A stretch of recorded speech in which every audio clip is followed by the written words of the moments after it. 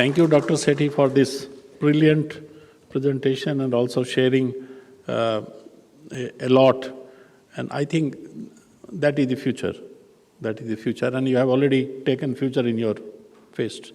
So we depend upon people like you for our country. Thank you very much.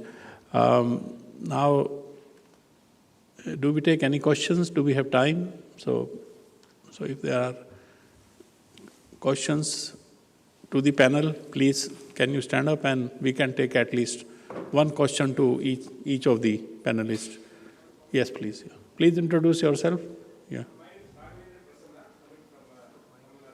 Mic dilwa do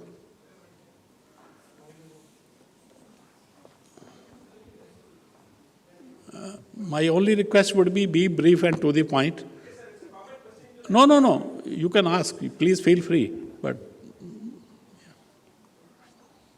we are trying to respect time. That's it. Nothing else. Okay, sir. My name is Raghavendra Prasanna, and thanks for giving this opportunity. My question would be to the entire panel. We are talking about healthcare and artificial intelligence, and we are here assembled here to see some more developments. So how well we can integrate at this point of juncture some kind of natural medicine and Ayush. So is there any work going on or roadmaps when we want to talk about healthcare?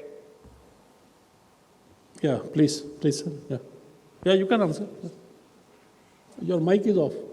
You may or like any to kind answer. of natural medicine in general. So I can briefly say that there are a lot of efforts that are going on in that space. Our own group has published papers in that space previously, and there are new developments that are happening all over the landscape. And a couple that I would like to mention, for example, a colleague from our institute, Ganesh Bagler, who's also known to Naresh. Basically, he's working on the computational gastronomy and making use of food as medicine, and essentially using the traditional Ayurveda approaches and using also AI in that space. But there's many more efforts that combine traditional sources of knowledge with AI at different levels, right? At diagnostic level, at building more prognostic markers, and also for treatment purposes. So there are many efforts that I would. Thank you so much. Yes, please. Please introduce yourself and then you can ask the question. If this question is addressed to anyone specific on the panel, please address to them. Open to the panel. My name is Sandeep Datta. I come from Fractal Analytics, and I've had some experience trying to take AI to hospitals. And one thing I've always run up to is it's about adoption. And I've always seen the administrators more enthusiastic than the clinicians.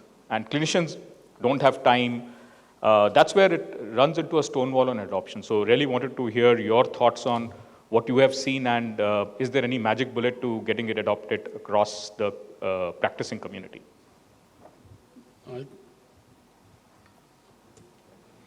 So there are a couple of factors that you must take into account for good adoption. First, is it actually increasing the amount of work for the physician to actually use the AI? That is first place. You possibly didn't design it that way, right? But how it is getting adopted at the clinical workflow is very, very important in that. And second is, one of the things that the clinicians always look at is that, is this giving me some additional information rather than what I already know or what I need to do at that particular juncture? And that has been the two distinct barriers that we've found, or mindset that we have found in people when we are going ahead and adopting AI at different levels. Thank you. I'll add just one more point. So in my experience, things are changing very fast. We see more doctors more open to AI. But I think one thing that I have found always working is that finding internal champions. So if it is coming from champions within the healthcare system, doctors actually wanting to build something, it always works. Thank you so much. And also to add to... Yeah, please. Yeah, please. Of course, there will be opportunity at tea time also. You would have a lot of time. I'll just take 2 minutes. I thought that it's very important. So you said that the admins take it, but the clinicians doesn't take it, where you face a stone wall, right? I think this kind of issue is there in any kind of a technology when the adaptation starts.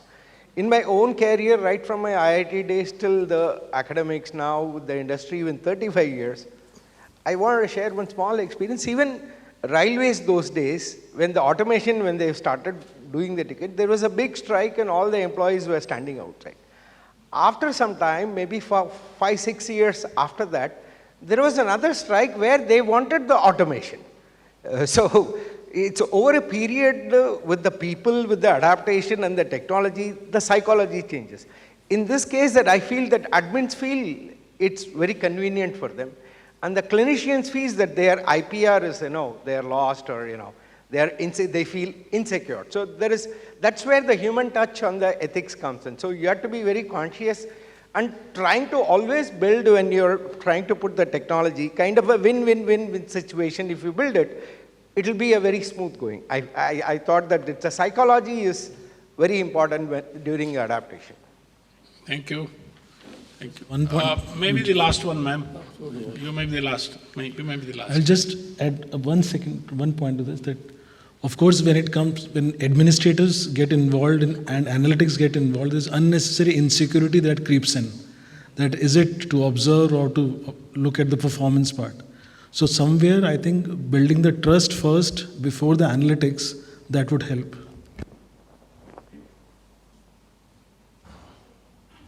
I'm Dolly Bhasin. I am a knowledge entrepreneur and I work in the healthcare domain.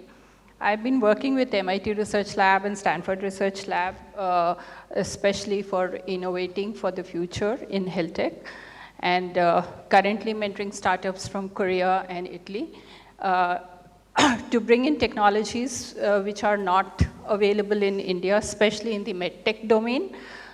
Because medical devices, we import more than 80% of medical devices which are being used in the country. To bring that down, I have been working on innovating, especially with startups, right from their college days, students, as well as companies that are into health tech domain, to really bring in AI into the fore. During the COVID time, we actually helped almost about 40 innovators to innovate in providing solutions for the COVID-19. Mostly in the medical devices space. So I'd like to know from the panel as to what kind of support is possible. As an individual, I can do a little bit, but as combined to this thing, we have no forum in which we can collaborate with various organizations, especially the healthcare organizations and the incubation and innovation centers. Because I have been in this space for 37 years now, brought in some of the major medical devices into India and had them products brought into India and developed in the collaborative manner with the company called Inchem.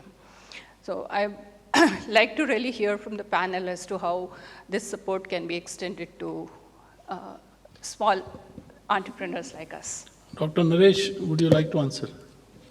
Thank you. Ma'am, the way government has opened up the ecosystem in last decade or so, it has become very easy for the startups to approach the government, as well as government bodies like DST, BIRAC and all. They keep announcing schemes as well as the grants which are available for the startups. And I think somewhere someone has to take the first step. So that way entrepreneurs and startups are more agile and are more energetic, who can approach the incubators. So at least that much they will have to walk and then take help of incubators. There are forums for incubators which are building up. That part of the ecosystem is into the incubation stage itself. So I think that will take a bit of time.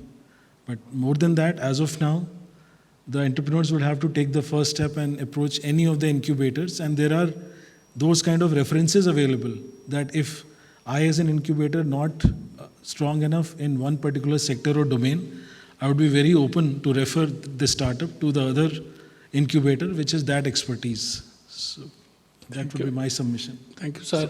So my question was slightly this thing. See, there is a facilitation to the incubatees, but what about mentors? What about the people who are actually have done it in the past and would like to really contribute towards the whole ecosystem, to really develop the ecosystem? I'm an ecosystem enabler. I have 10,000 plus people that I have mentored over the last 7 years. And this is what is the experience that I have. But when it comes to really coming to the incubator, they say you bring them to the incubator and the incubator will. Then when it comes to mentoring them, all the mentoring is done by only the local mentors, which are independent mentors. I mean, these are things which really make you feel as if you are, whatever contribution that you're making just does not get recognized anywhere. Ma'am, I think I would answer your question. I will give you say that there is an opportunity at networking tea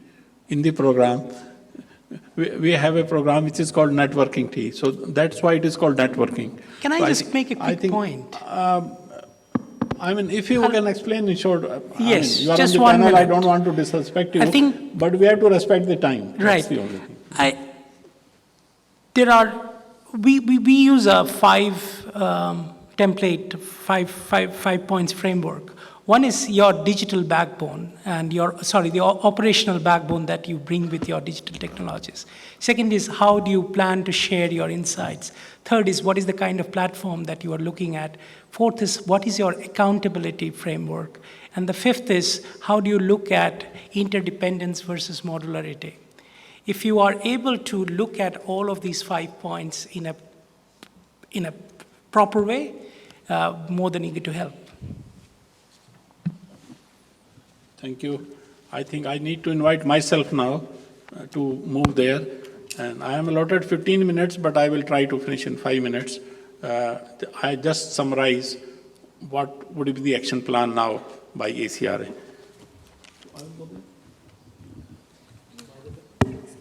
By the time you walk there, I will just quickly answer a question.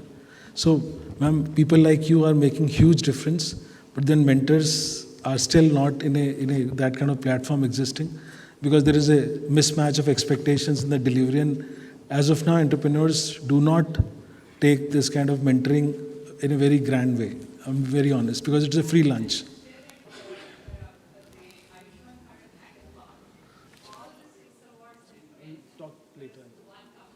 Sorry. Go ahead, please. I think we need to thank the panelists for the wonderful views, such an holistic view, and I think we are really enriched and thankful to you for being here. I have been given the job to summarize, but I think little bit of summarization has taken place already when I was on the other side of the podium. But I have my formal duty to do that. And I have noted only now 6 points in 3 headings. So I will say it like this. So the first is when they say about scope. So scope is huge and limit is only the sky. Because when we were discussing informally with Ambassador Saab, he says, what all we can do, how far we can go. I said, if you ask Mr. Sharma, he will say only sky is the limit. So I already answered you on his behalf. So IICRA will go as far as you can go, even further that. The only thing is that we must be able to provide our thoughts and inputs in an organized manner to IICRA so that IICRA can take action on it. So that is possible, that is one. So scope is huge. Now when it comes to policy, I think today, from today's presentations and discussion, very important thing has emerged. And one of the important things that has emerged about policy is the data. The robustness of data, the accuracy of data, that is one. And the second issue involved with that data is that how the privacy of data can be breached. Do we need a regulation? So I think when it comes to policy, I think that will be the most critical thing if we have to take AI forward. And the third agenda is today roadmap. I think roadmap is still not very clear to all of us. I think we need to sit together and decide the focal points the key focal points where AI should concentrate. I would mention from my experience, and with experience working with NIC and the radiology and some other experts at CSIO Chandigarh, I think they are here, that the scope has to be initially focused, because AI can be used everywhere, but probably we may not be able to use it everywhere. But the first thing and the foremost thing would be perhaps to create a small curriculum of AI in all healthcare education programs, whether it is nursing, whether it is physiotherapy, whether it is radiology technician, whether it is a doctor, whether it is an administrator, whether it is a ward boy. In the OT, there are 20 people working, and 20 people are at different domains of expertise, but all of them need to use AI. So if the doctor is trained, that will not be enough. The orderly has also to be trained with AI that how to shift this patient, this type of surgery patient, to the ward, to the ICU. So that can also be AI-enabled for that matter. So even transport system can be AI-enabled. So all these things require a very, very thoughtful process, a direction, and direction of not one but multiple experts to sit together, debate, come to the consensus, create an agenda, create a problem, create the need for that, what kind of data we need, have multi-centers in the country to collect that data, and come out with solution, then test that solution, and after testing that solution, use that solution. I think that will be the approach we will need to use eventually if we want to use AI in the healthcare, but without using the human touch. That has been the core feeling of all of us again and again.